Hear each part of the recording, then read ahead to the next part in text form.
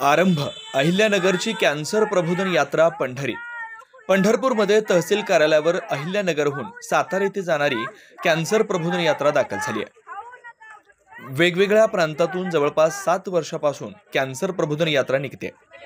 पहिल्या वर्षी नगर व अमरावती, दुसऱ्या वर्षी पूर्ण मराठवाडा, तिसऱ्या व चौथ्या वर्षी कोरोना असल्यामुळे ऑनलाईन कार्यक्रम घेण्यात आला. 5व्या वर्षी पूर्ण विदर्भ, 6व्या वर्षी पूर्ण खानदेश व 7व्या वर्षी पूर्ण पश्चिम महाराष्ट्र. 3 फेब्रुवारी 2025 तारखेला अहिल्यानगरहून कुर्डुवाडी, सोलापूर, पंढरपूर, सांगली, कोल्हापूर, सातारा इथं समारोप होणार आहे.